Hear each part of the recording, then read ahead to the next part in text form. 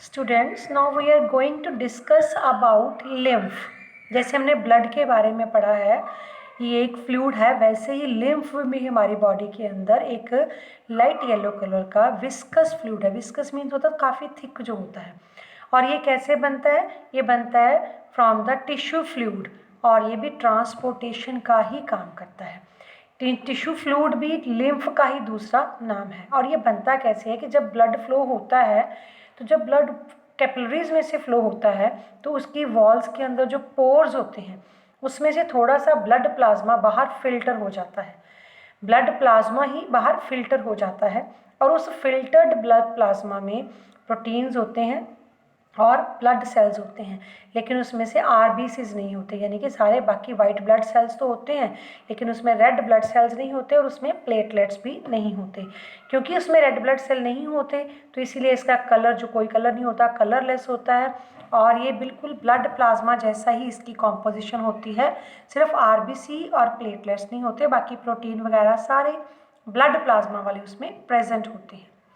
अब जो लिम्फ है ये चला जाता है लिम्फेटिक कैपिलरीज में, ठीक है। इंटरसेलुलर स्पेसिस, जो सेल्स के बीच की स्पेसिस होती हैं, वहाँ सजे छोटी छोटी लिम्फेटिक कैपिलरीज में जाता है। ये कैपिलरीज जुड़ती हैं, बड़ी लिम्फ वेसल बना लेती हैं, और फिर वो एक लार्जर वीन में ओपन हो जाती हैं और अपना सारा जो भी मटेरियल होता है उसके अंदर वो पोर कर देती हैं। क्योंकि लिम्फेटिक सिस्टम हमारे ब्लड के सिस्टम के साथ साथ चलता है। जहाँ जहाँ ब्लड वेसल्स होती हैं, साथ साथ लिम्फ वेसल्स भी प्रेजेंट होती हैं बॉडी के अंदर।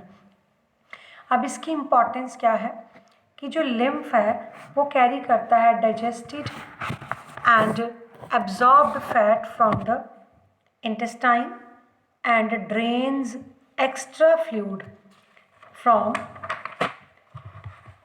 extracellular space back into the blood, ठीक है। फिर वापस वो ब्लड में उसको डाल देता है। लिम्फ का एक मेनली, इसका मतलब लिम्फ का जो फंक्शन है वो एक मिडल मैन है, जो कि ब्लड और टिश्यू फ्लूइड के बीच में मटेरियल्स को एक्सचेंज करता है, ठीक है। ये ब्लड वॉल्यूम भी बनाकर रखता है जैसे कि जो ब्लड प्लाज्मा लीक आउट हो गया वो वापस फिर से ब्लड में, यानी कि जो चीज़ें ब्लड में से निकल गई, जो प्रोटीन्स निकले, जो हार्मोन्स निकले, जो चीज़ें निकली, वो वापस से ब्लड में दे देता है। तो इसलिए ब्लड की वॉल्यूम को मेंटेन रखता है। ये जो हार्मोन्स हैं, कई सारे मैक्रोमोलिक्यूल्स, प्लाज्मा प्रोटीन्स और कितने ही और सिक्रीशंस होते हैं जो कि पहले लिम्फ में पोर होते हैं और बाद में ये ब्लड में चले जाते हैं थ्रू द लिम्फ।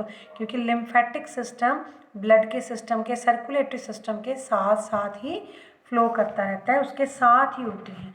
जो लिम्फ की नोड्स होती हैं ना, छोटे छोटे लिम्फ की नोड्स होती हैं, वहाँ पर जो सेल्स बनते भी रहते हैं, नए सेल्स भी बनते रहते हैं।